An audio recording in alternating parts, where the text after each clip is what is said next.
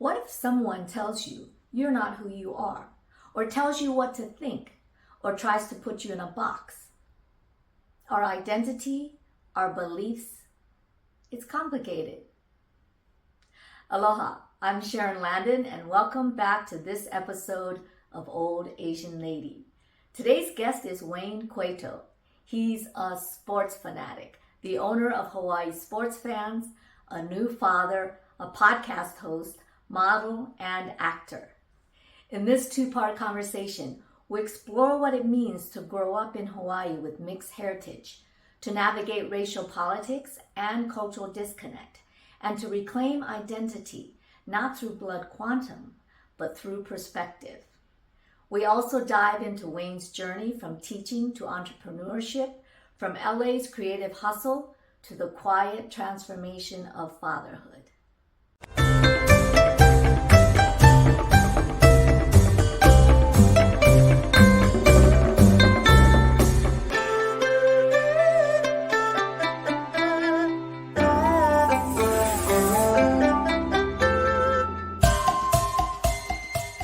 Wayne, thank you so much for stopping by. And I'm stopping by to chat with you. Yeah. Just to start off with then, can you just tell me a little bit about your background? Okay. So I'm here in Kaneohe right now, but I'm actually from the other part of the island, Mililani. And I grew up there and went to schools in Mililani at the 7th grade. Went to Iman Meha, so started going to school in Townside. So getting to know more of the island. And then, after high school, went to the mainland and been back and forth from the mainland ever since. I also tell people I identify as Native Hawaiian, even though, like a lot of folks in Hawaii were a lot of mixed backgrounds. But being in Hawaii, for me, is the most grounding. So I'm glad to be here. And being an indigenous person, I think you also have a different relationship also with the place you're from. Definitely Hawaii is a special place. It's real weird because every time since I've been based abroad for a long time in a lot of different places, and every time I came back to Hawaii, I always felt like, coming over the ocean and getting to the airport, and I always felt like it's home. It's funny because I used to tell myself that every time I left, I'm not even telling myself, it was just a natural thing. Like, I always felt sad, as if I wasn't coming back. And, I've been in California, in LA for now about 11 years as bi-coastal person. So,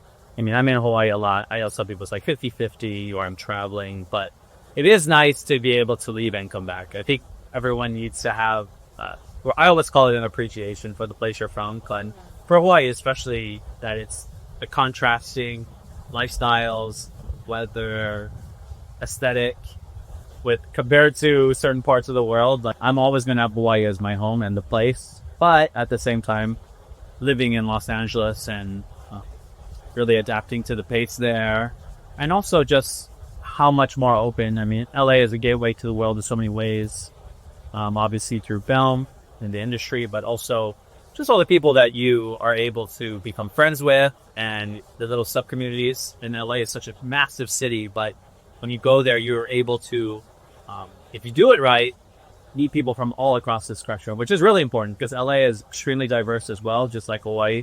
But even more so in LA, there's a lot of invisible lines when it comes to the towns, the cities, and who's living where. And there is, definitely it has to do with socioeconomic status as well. So I think for me, having that background in Hawaii, being around so many people, being around, from the proletarians to the aristocrats, I feel like I've, have a well-rounded approach. But I appreciate being in Hawaii. Going to college too, that had a lot of rich people and old money. I remember feeling extremely it's like I knew I was smarter than them, but I also felt like, man, they have a cultural background that I don't have and a foundation that I'm lacking. And I come through life now realizing that that's totally, it was just my perception of who I was at the time, because now I feel so incredibly blessed and lucky to have been raised in Hawaii, to be surrounded by so many different people, so many different philosophies. That is really what's truly enriching in my opinion. to be surrounded by so many different people is that diversity that helps to make you feel a little bit more grounded in who you are and who you identify with. But then it's just about sharing that with the rest of the world as well. Yeah. Now you mentioned before that you're part Hawaiian, you're indigenous. Yeah. What does that come? I mean, what's your family background? So my grandmother was born and raised on the Big Island, and she lives on the Hawaiian homelands as well out there. Pretty close to the Hilo Airport. People always describe it as, but her, parents and all of her grandparents were all full Hawaiians, people that, for me, going through my own loku auhau or genealogy, I've been able to identify so many people 5-10 generations behind. Actually, my son is named after Menali. Yeah. We're going to talk about your son later. But he's named after a chief. So I think for me, it's having that side and having to confront my identity. Really, when I went to college, because when I went to college, I was recruited by the Asian Students Alliance, and it's like I am Chinese and Filipino. I do have that in my vibe, and I can trace that back as well to my ancestry. We came from Asia, but in Hawaii, it's hard to identify if you're not given permission sometimes. Like, oh, you can be local, you can be mixed. But when I went to college, and people are like, oh, you're Asian, right? And I was like, whoa. Yeah. It's crazy. And then 4 years later, I became president of the Asian Students Alliance because I started definitely mixing myself in racial politics, which we have in Hawaii as well. Might not be the same as in the mainland, but I think it all comes down to identity. It comes down to definitely the future of America as well. Not just Hawaii. I think in Hawaii we predated this era of mixed kids, and now today all these like Gen Z kids who are mixed are having identity crises and sharing it on social media. And it's like, this is what we've been dealing with in Hawaii for generations already, just because of our plantation background. And my grandfather was one of those full Portuguese. Who married my maternal grandmother. He does still also have Aoi lineage, and so that's one part of me. But my dad's great grandfather also came from Madeira, Portugal, and I got to go to Madeira and go to this little village that he came from called Paulo do Mar. And Madeira, the island, or Madeira, how they say it there, is very similar to Oahu. You understand why these Portuguese settlers, like Kalakaua had asked for a lot of them to come over to help with, to build, the commerce here in Hawaii. And we're just a product of that. People like myself and those who can trace our lineage back. You see a lot of that, late 19th century migration. So for me, though, going back to Portugal and being told repeatedly that I am not Portuguese, that was eye-opening. Oh, yeah. In Hawaii, they say Portuguese. Of course, Portuguese. No, exactly. In Hawaii, they'll be like, oh, you're Portuguese. Yeah. Or like, oh, you're Hawaiian, but I can tell you Portuguese too or something. But when you go there, no, they're like, you're Filipino. That's what all of them would tell me that. They're like, you're not a Portuguese. And the thing is, I started to understand it because really there's no look to Portuguese. They're also a place that has been conquered or settled by Normans, like super white people, from Arabs that came up from like Morocco, Africans. There's a lot of this mix. So I don't know how he could tell that I wasn't, but then again, I feel like, as you know, you travel foreign, a lot of people can tell Americans or so I'm not sure if it was like a cultural thing or, because obviously blood, I do have blood that I can trace back. My last name comes from Madeira, Portugal as well. But man, those people were not about to accept me. They were not. Yeah, this is a funny thing, People always have these perceptions in their mind of who they think or what they think people are. And it really is way off sometimes. Totally. Totally. So when you're talking about all of this mixed background you have, what do you really identify with? I mean, you're obviously Asian American, but... Yeah. I think at the end of the day, I always go back to being Native Hawaiian because it's really what grounds me. And I think for further, not just my identity, my racial identity, but all my other identities combined, I can trace back to my being grounded in being Native Hawaiian, because being Native Hawaiian is a perspective. It's not just a lifestyle. Like, I grew up Mormon as well, and I tell folks that when you grow up, especially in a religion that's pretty aggressive in terms of how they, I'll just say it, want to control your life. You know, everything was filtered through that. Like, oh, how do I feel about this particular matter or issue? Let me run it through the Mormon filter and find out. Now that was frustrating for a long time too, because there's a lot of guilt. There's a lot of,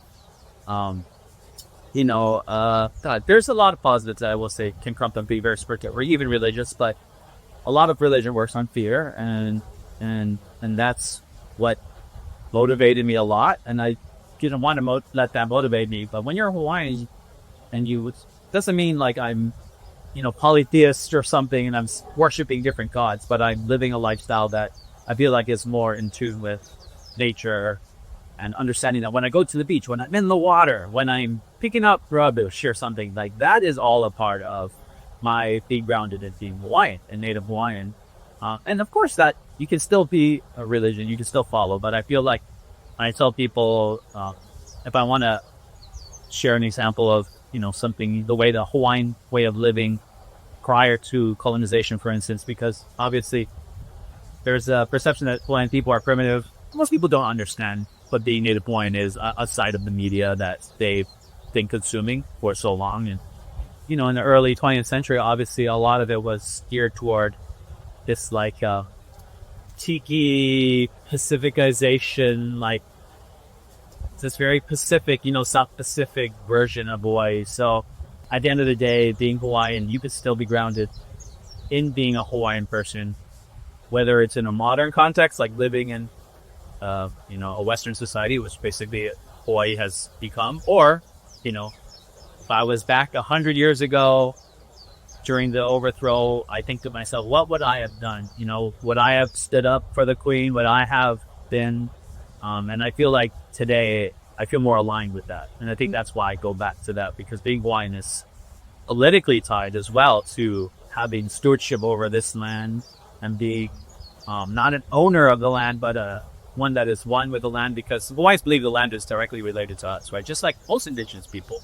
And I think that is such a wildly, it's a concept that most folks in America or first world countries wouldn't understand, because land has been made an asset. It's commodified. It's to be bought and sold, and that takes a lot of rewiring. If you were born and learned a certain way, you have to understand. So that's why going back to being Hawaiian is all of those things encompassing. So I feel like that's why I don't have to explain a lot to folks. But I'm not gonna lie, it's still dizzying, and for folks who are very grounded in their American identity, for instance. Because for me personally, I believe that a lot runs counter between being American and being Hawaiian. And a lot of it is identity is, for a lot of our Native people, is winding away to,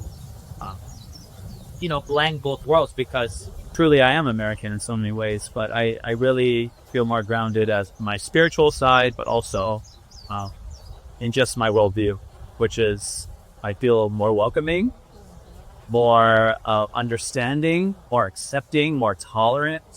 So all of those things. Yeah, I don't want to get too much into politics or anything, but like Hawaii has been for many years, they've been trying to get compensation. I don't know what you are, recognition that this land was their land for, and all the things that the Indians have done, where the government has given them compensation stuff. Now, I know Hawaiians have been trying to do that for years, but what is the progress at this point? Because I understand that even Hawaiians within each other don't really agree. Yeah, totally. And I think it starts with identity, first of all. I mean, it's wild. I try to explain it. My parents, who made me, identify differently probably than I do.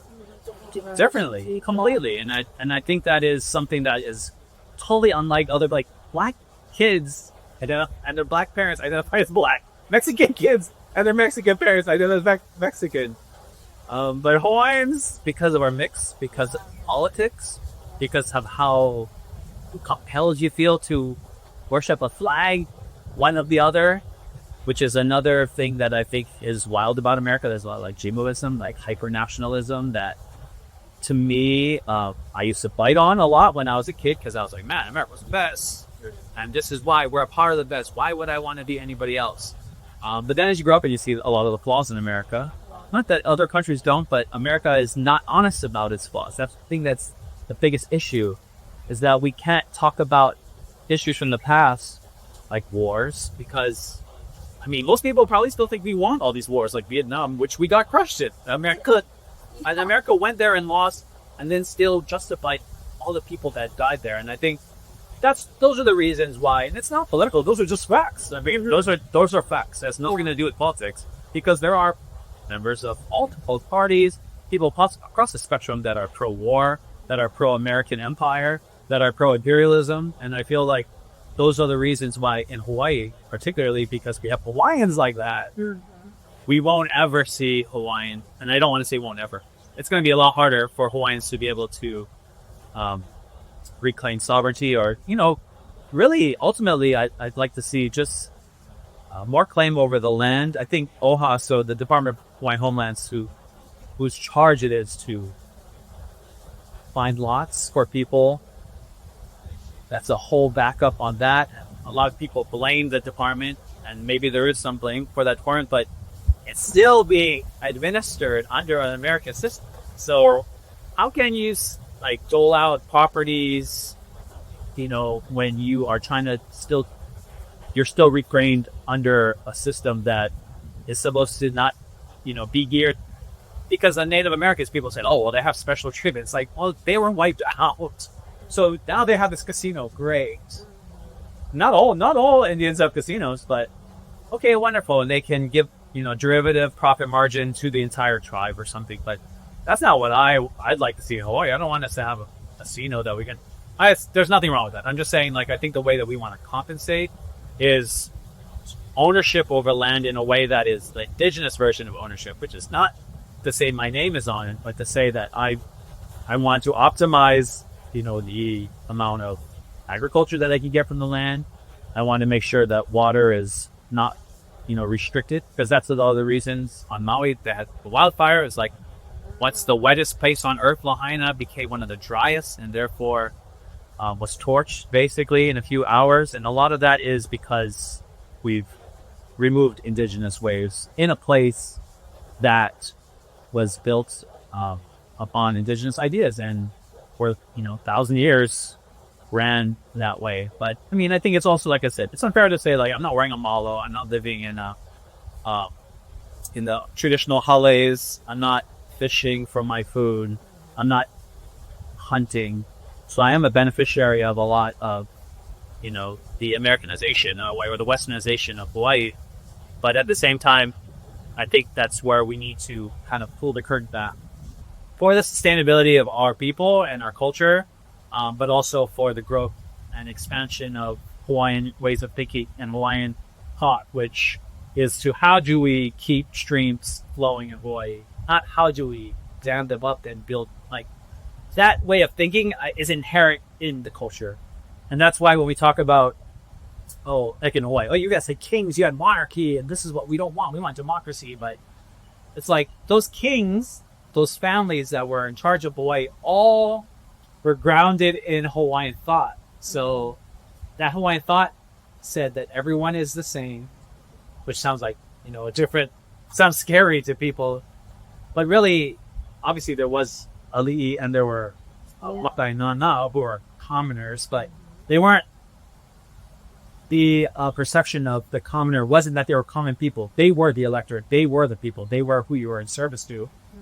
They, obviously loved their ali'i and honored the people above them. But the people above them also made sure they had access to the water all the way to the mountains. That's why the Aupua'a system exists. So families can have access to mountainous regions and have access to fishing and have access to, because it was all about access. And that's something that, is different. I tell people America has the best healthcare, but we don't have the best access. That's other countries might not have the same machines or technology, but everyone at least has equal access. And that goes back to who's in charge. So, I mean, in America, we really don't care about, and I say we, obviously it comes down to a lot of leaders, but a lot of people don't.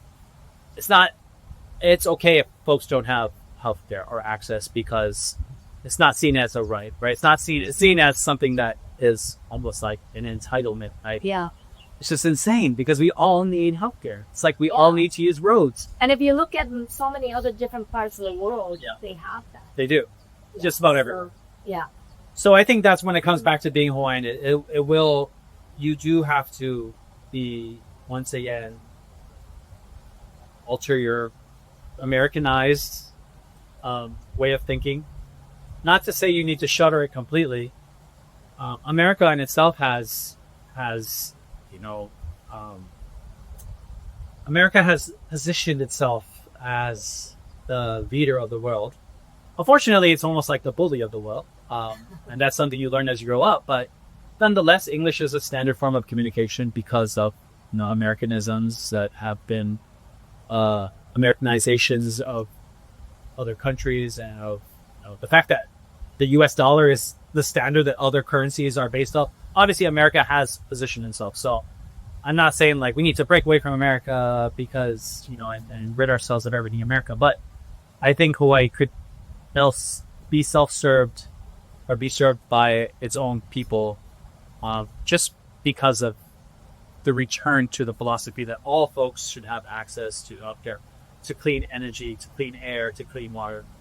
And really, if America had honestly changed a lot of the philosophy when it comes to those kind of things, very baseline things, I think a lot would change. It's hard because, obviously wealth, money, value, all those things that I said, I thought were important growing up. Even growing up, not to be political, but I used to sign wave for like George W. Bush. I was like one of those kids that was like, I love America so much that I'm a Republican and I'm going to do all of these things. And honestly, I enjoyed being involved in the process. But as I grew up and I changed affiliations of parties, and then I realized that, okay, America is not going to change. Some of its foundational things, like ownership, for instance, like property ownership. Some people were brought over as property, human beings. Yeah. That we can't even still talk about. And that's the thing that that America will never recover because it's never honest with itself. It's amazing how many people forgot women that forget that they couldn't vote. They couldn't even open a chicken account without a man.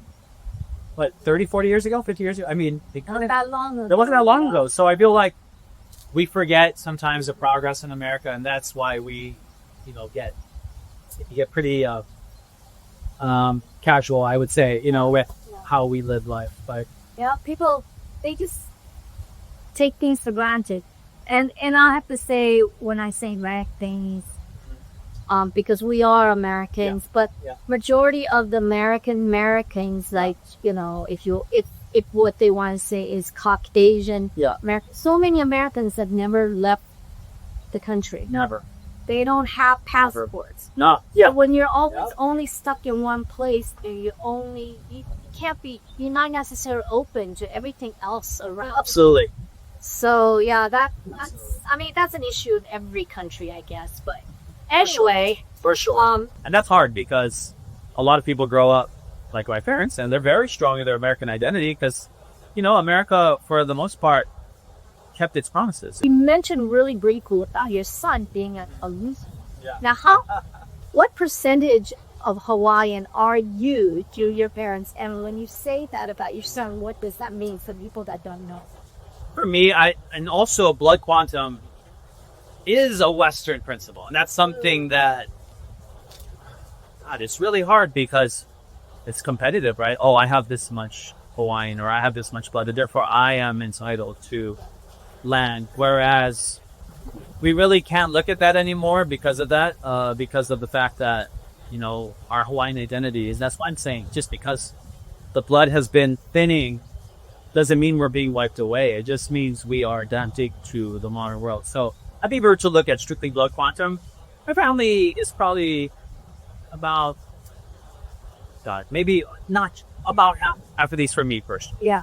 Almost half, maybe not exactly half. That's no for me. My background, like I said, Chinese, Filipino, Portuguese, Hawaiian mostly.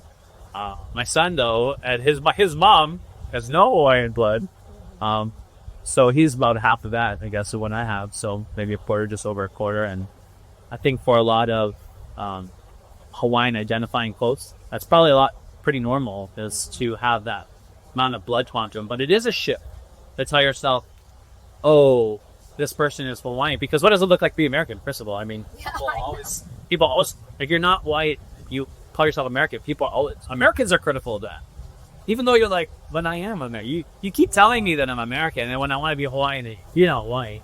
You don't have control of your own state. You don't have control of your own land. You cannot be Hawaiian, so you are American.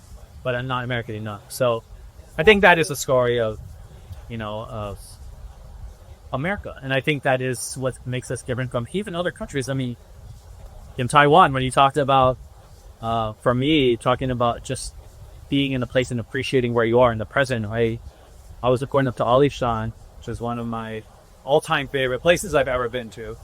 And I got off early in Fenchihu, which is right below it. And I thought I was in Alishan. And then the bus left, and only a few people spoke English were like, oh, you're supposed to stay on the bus.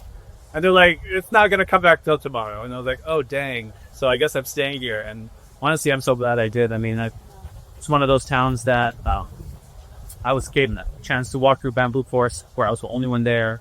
I was able to sit down and drink tea, red tea with Taiwanese folks who are teaching me Mandarin and trying the best or Taiwanese, and trying the best to share with me philosophy, not just trying to talk to me, but giving me Chinese proverbs that you could understand, that I could to talk about why I'm there. They're like, no, we have a proverb for people like you who go on these excursions without knowing where they're going, because in order to find yourself. Yeah. So I think other cultures have that already built in. Like going to Taiwan, that's normal for them to rattle off proverbs to me, and I love that part of, it's not a religious thing, it's not even a spiritual thing, it's a cultural thing, but at the same time, it's so ingrained in one from the moment they're born. I know exactly what you mean in terms of when you're kind of in between cultures, sort of, and you identify with those. And I have to bring this up again. That one of my friends mentioned this to a while back, and it kind of gave me a peace about it, because I'm always back and forth in between my identities. Who am I? I'm American. Am I, Chinese or Taiwanese, where I was born and stuff? And then 50-50, what am I? And she said, Sharon, you're 100% American. You're 100% Chinese, Italian. You're 200% person. That's right. I love that. I love that. With you, though, you're a kind of a mixture of everything, which also reminds me is that, out of all the different ethnicities that you named, you did not say Vietnamese, because you are fluent in Vietnamese, right? That's right. So how did that happen? Yeah. So actually, got to go back to Mormonism, and when you go on a mission, you're told that the leaders will pray about it and decide on a place exactly for you. And I'm not sure if that's true, but I definitely believe I was sent to the right place, which was not Vietnam. It was the largest gathering of Vietnamese people outside of Vietnam, the largest population of Viets that you can find in the diaspora, which is in Orange County, California. Oh, interesting. Also called Little Saigon in their area. And Little Saigon is full of Vietnamese people that have been in America for 30 years to 3 days. And so for me, people were like, how did you learn to speak Vietnamese? That was there, but anywhere you go, you really don't have to use English in Little Saigon. And that's a great part. I mean, it's like living in a Chinatown, right? It's like you could speak Cantonese or Mandarin and get along. You could do everything, shop, work. And I think that's the part about Little Saigon. And that made me appreciate American identity in a different way as well. Because how do I identify with these people so closely, and yet we're not the same ethnically? We're not even, some of them don't even have the citizenship or the card. Like, the documents, as if that matters, and that's something else that we kind of talk about. But I mean, Talk about that. no, we don't. But I mean, that it was my first time meeting people like that. In Hawaii, I never really interacted with people that were undocumented or fresh immigrants, and that gives you a wildly new take on what it means to be American. Because first of all, you appreciate it. I will. You can imagine if someone is saying they're escaping harm or escaping poverty, it makes you feel like, oh man, I'm so glad I'm in America. Oh, thank you, lies. And we take it for granted. We do, absolutely. And I've been places that people, I can be critical of America because I've been to places that are way better than America. And I've also been to places that are not as good as America, and I've been fearful of my life on vacation, which is, such an American thing, right? Like, we're so lucky to go to all these places that we can even go to places that we're fearful of, just out of curiosity.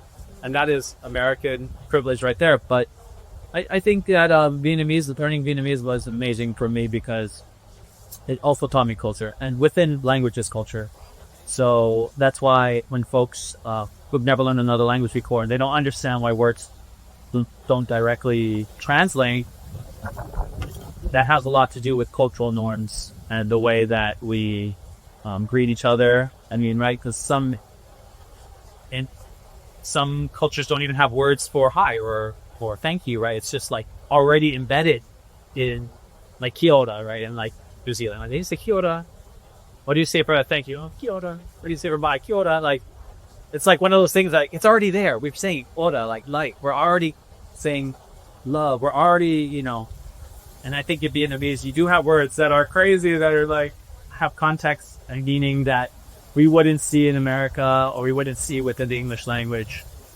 But I also was able to meet a woman who became my Vietnamese grandmother, and she's in her 90s now, and I've been close to her ever since my mission, which was 20 years ago. And that was, the next part of a part of my mission, that a gift that was given to me that a lot of folks that go on missions don't get, and that's to have a connection forever. So not only her, but I have a full family of Vietnamese immigrants that I consider my family who, gave up their whole existence in Vietnam to come to America. And not just right after the fall of Saigon, but through decades later. It's been 50 years since the fall, and there are still people coming to U.S., to those Saigon daily. I mean, you're meeting them and they're like, oh my gosh, how do you speak Vietnamese? Everybody here, we're like, oh no, we're just trying to baptize you. Which is really the point of Mormonism. I hate to say it, but Okay, so I mean, you were in there because you grew up with it, or you were forced to be in it. Of course. At what point in your life did you decide, hey, this is not for me? Probably not soon. I was probably around 30 already, where I was, I think for me, it was like, I appreciate so much of this religion. I appreciate that it's a part of my heritage, because there's no denying a lot of the foundational values that I learned from church. But on the other hand, I have to remove the core parts of me that aren't true, that are harmful in a lot of ways to people because of dogma that is being delivered as a whole fit as 100% true. And within Mormonism, there is no gray area. I mean, other religions like Catholic Catholicism, right? Like, oh, I just go on New Year's, or I go on Easter and Christmas. And Mormons are like judgmental people like that. They're like, are you in or out? Like, are you active? So we have words in Mormons. Are you active or inactive? What does it mean to be active? Oh, I don't know. I go to church twice a week, or do I go to the temple, like in Maye, or in Los Angeles, or in Utah, like there are multiple temples. And the church is actually built in Maui right now. So there's Temple of Kona, there's Temple of Yer on Maye, there's one on Maui. And that's the pinnacle. So that's like you have to live to get there. Only a very small percentage of Mormons actually do that. And what's weird about the temple is the temple is closed on Sundays. It's only open the other days of the week, because that's to show how devout you are. How often are you going when it's not Sunday? Yeah, I feel like one of the things, because I grew up as Methodist, my adopted dad Methodist, and my mom, adopted mom, was Baptist. But with all the different religions and just what you were talking about, I feel like religion should have been inclusive. Yes. Religion, but so oftentimes it's an exclusive, and you exclude a lot of people, and that for me was something that I started questioning when I was in high school. So, yeah, so at 30, you decided that your own ideals or own. I think at that moment, it's like I felt like I was already put on a solid moral track from the church as well. But at the same time, it's treatment of trans people, of queer people, of foreigners, really. I mean, it's a church that brags about how many members they have in Mexico and Brazil, and yet the entire leadership is white at the top. So how are you telling me as a brown person that you're making strides, but it sends a message to people when you don't see people that look like you in power positions. And I think that in the Mormon church, the way it's organized, not only did I see that abuse as a top, but also the abuse of the money. I mean, the church has a lot of money, and as we know, with a Washington Post article that came out 2 years ago that they have $100 billion literally stored away, and that was money that of 10% of my gross income, because even in Mormonism, they're like, don't do your net, do your gross. Like, that's how level they are with the 10%, where you cannot go to the temple, So that kind of, those stakes are way too high for, like even drinking coffee. It's like, don't drink coffee, you're going to hell. Like, that's crazy. People would never think that, but if you are in that mindset, you absolutely would believe that. You absolutely will believe, oh my gosh, I just did something that's like heinous. I know that sounds such like a Christian or no, it is type of fire and brimstone kind of talk and stuff like that. Yeah. So, well, you got out of that. You were mentioning too before about going to college. Yeah. And you went to one of the top schools, colleges in the U.S. and feeling that you didn't maybe belong there. Yeah. Like, was that a cultural shock to you in that way? Totally. I mean, even going, I remember the first day going, and even the parents, like being aware of what my parents were wearing. It was like that level of like distress, like, oh my gosh, yeah. And no one else was looking at me that way. No one else was. I had this perception that I'm going to this great school, which folks were telling me that, oh, I don't know, maybe you just got in because you're Hawaiian and you didn't lie there. And I'm not going to lie, maybe that helped. But my academics and my record definitely spoke for itself. So I didn't need to worry about that. But still, that was always in the back of my mind. So I think, especially when you go to a school that was founded by one of the richest people, Matthew Vassar of the time, an industrialist who had a lot of money, a brewer. That's why we're the brewers. He brewed beer. But I mean, this is a piece of America that people understand. Like, imagine going to your dorm and you're like, what is this extra room that exists that's small, that's too big to be a closet? Oh, because at the founding of the school, some people had their slaves in there. Yeah. And you're like, oh, wow, what a crazy concept. But that's America. And to run away from the history is also wrong. And I feel like that's why I say it goes back to Americans not allowing themselves to say, like, hey, we messed up. We should have reacted quicker in World War II. We let all these people, when we talk about the Holocaust all the time, but a lot of those things, war speaks for itself. But I think for me, going to a school that also had a lot of rich kids was a little nerve-wracking because, I grew up, at best, I was middle class, at best, and probably lower middle class. I'm glad I wasn't, or my parents had jobs, but I definitely, and I never really asked for a lot. But going to Kamehameha, which has more money than Vassar, and more money than most schools, which is crazy as well. Interesting, right? Yeah, which is very interesting. People are thinking, they don't know that. No, they don't. They don't. And you have to be part Hawaiian to go to camp. You go. Yeah. But at Vassar, I think also it gives you a chance to really have to self-identify not only who you are and explain it to other people, because everyone's going to have questions, but you learn solidarity with other, especially people of color. I mean, when you are forced to, not forced because you don't have to, but when you make friends with South Asians, with Indians from India, with people from Ghana, with people from Laos, you are going to change as a human being. And you, first of all, will be less afraid. Not that there's fear, but Americans always stoked here when it comes to, oh, you don't know who that person is, or you don't know what's, because I'm still the victim of racial profiling constantly. And I had a major issue in Japan last.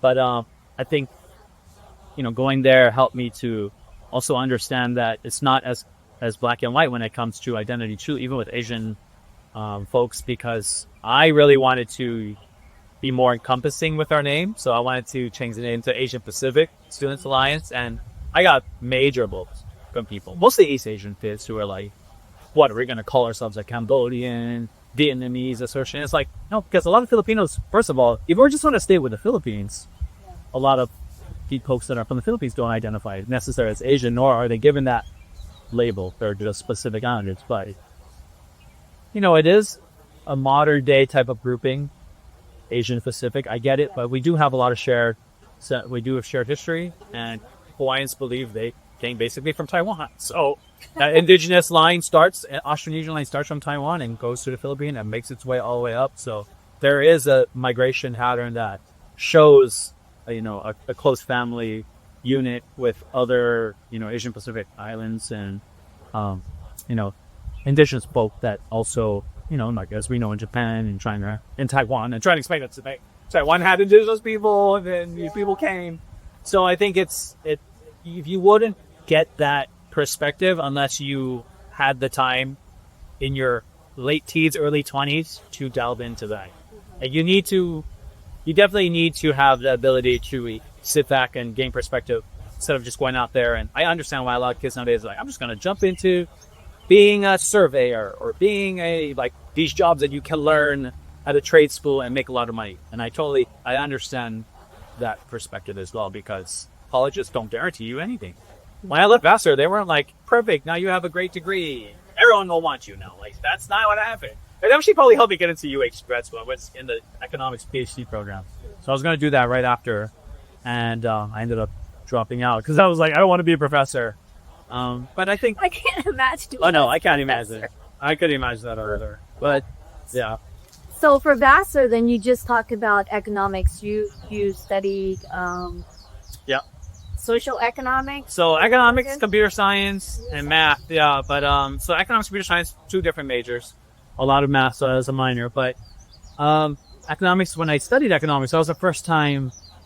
After you learn macro theory, micro theory, the important parts, and Keynesian economics, which is what America practices, even though folks don't understand it for the most part.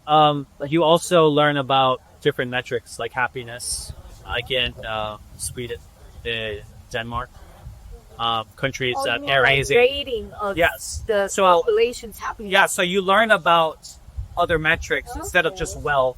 Yeah. Instead of just, you learn about, because that was shot into me. I was like, what? In Sweden, average people are paying up to 35% in taxes. Yeah. And you're like, that is wild. That's communism. And then you go there and you're like, wait, everyone's happy and rich, and they have rich compared to American standards for sure. Yeah. And they have vacations and they're fine. Yeah. Yeah. Then you're like, whoa, this is crazy. That's why the measurement of what people see compared to what actually is way off. Yeah. So right now you did try to get a PhD. You were doing some math teaching, but for what you studied, was it something that your parents kind of pressured you to do, or was it you picked it yourself? Because I love math.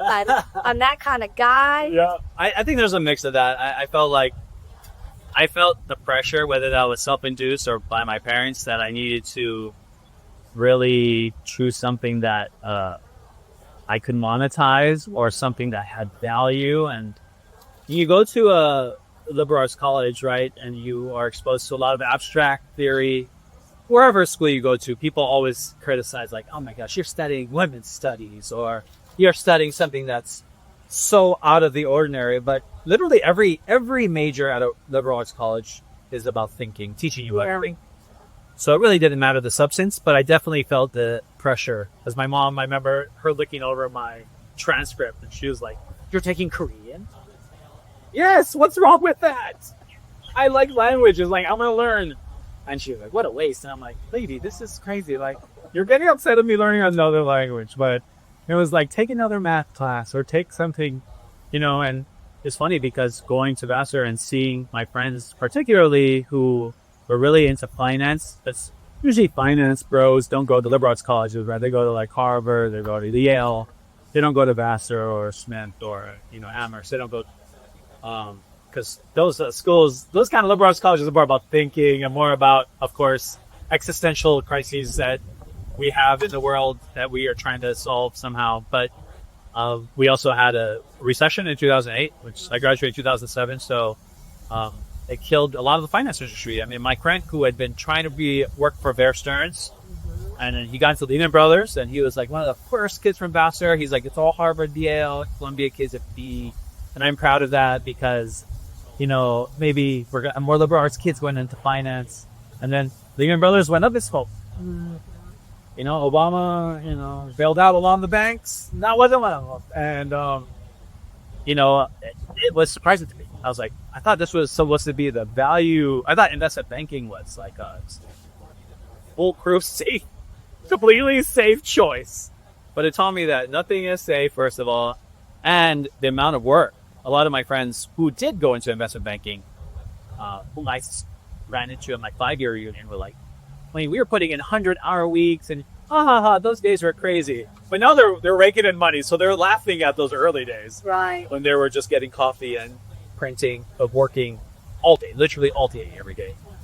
And that was a grind that I never really wanted to take upon myself anyway. So I think you learn a lot, but also I was only 24. I felt so young. I mean, even going to my mission for 2 years and returning to Vassar and graduating 2 years later, I was like, how do kids, because you're still a kid basically at 24, how do you decide in life, like, why haven't I had that moment yet when I know exactly what I want to do? And that was scary to me. But I was like, wait a minute. I've had everything planned, because Mormons, of course, you're baptized at 8.